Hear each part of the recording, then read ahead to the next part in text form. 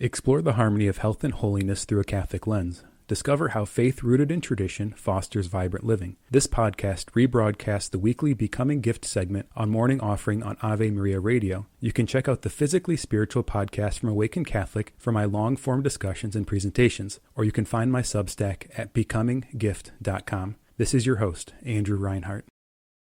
Today on the segment, we're going through different principles of health and wellness for Catholics. Mm-hmm. And today I wanted to talk about Christ being our model. And to frame this up, I want to share an anecdote from my own life. I had began a health journey, and at one time I was about 400 pounds. Oh, I can't believe that. So losing weight was a big piece of my journey. And after a few years of the Lord really blessing my efforts through the help of, a wonderful doctor and, some counseling and great friends and a lot of grace, I'd lost about 200 pounds. Wow.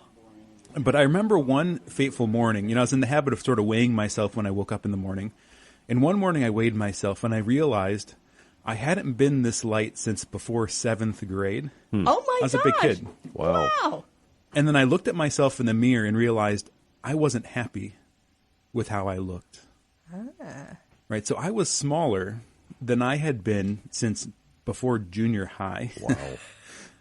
And something in me still wasn't satisfied with how I looked in the mirror. Mm-hmm.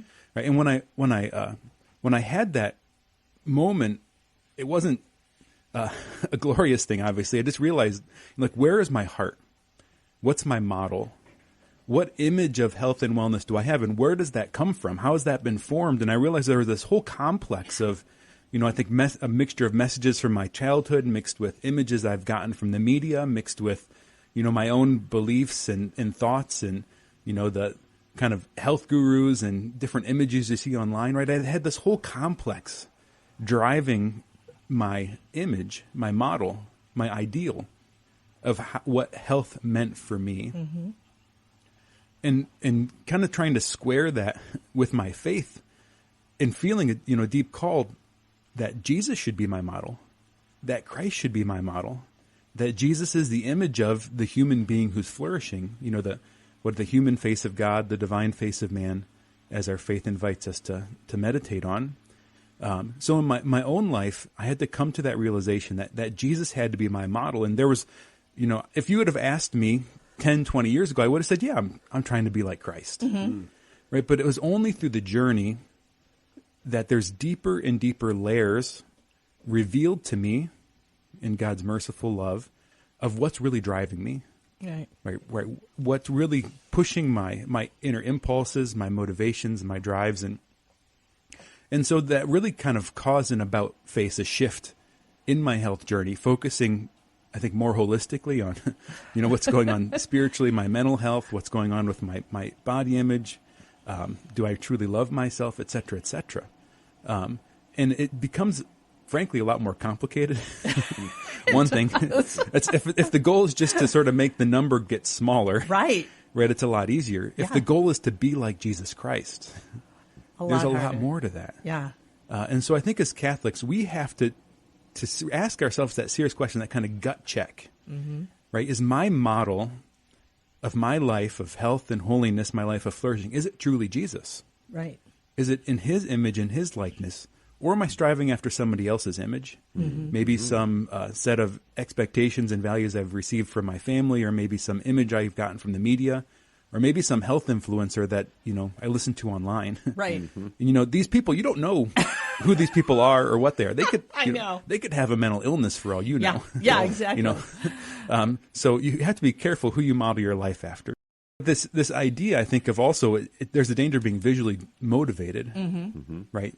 Overvaluing the picture, the surface over the character, the deeper self. Do you think, Andrew, part of the issue is we only think of Jesus as, kind of this spiritual guru, the rabbi who gives us all these wonderful sayings, and, we don't really look at him as giving us anything that has to do with physical health, So I think, it's like, I don't think I've seen a self-help book that, Jesus helps you lose weight or Jesus helps you. So, I mean, how do you get to that, to understand that wholeness that you're talking about. Yeah, here. the Jesus diet, right? Yeah, the Jesus diet. The yeah. Jesus diet. Yeah. Well, what I talked about in the previous week was just the reality of how we're in such a different context. Right. Right. Jesus, largely, they didn't have a big conundrum of what am I going to eat. Exactly. They ate what was there, what was given, what was available, what was cooked for them, what the kid got out of his basket that day during the Sermon on the Mount. That's right.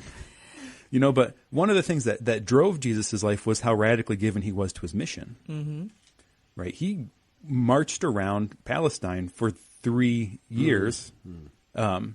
And he was, by being given to his mission, right, his health followed as a consequence of being given to that mission. Uh-huh. Right? I think we get in trouble because how do we end our day?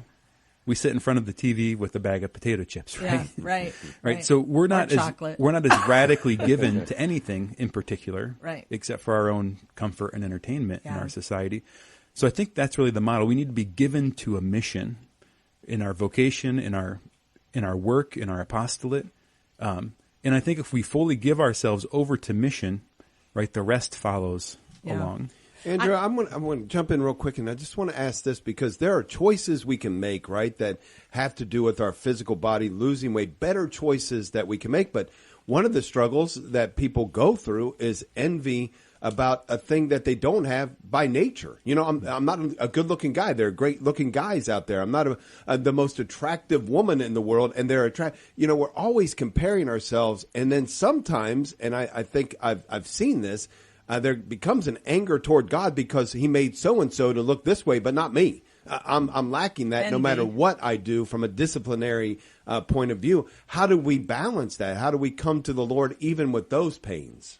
Yeah, well, science has showed us that a significant amount of our appearance is determined by our genetics. Mm-hmm. The proportions of your figure. Yep. So there's kind of a range of kind of bigger or smaller you can be. Right. But the general frame is kind of given to us by nature itself. Mm-hmm. So I think a big part of this comes down to, are we willing to receive the gift of ourselves that God has given us? Yeah. So don't be angry at God, be angry at your parents. No, I'm just kidding.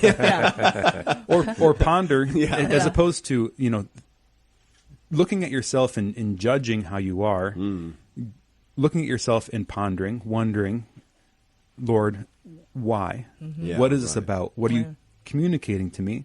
Right? What's the gift of myself that I'm supposed to receive from you? Yep.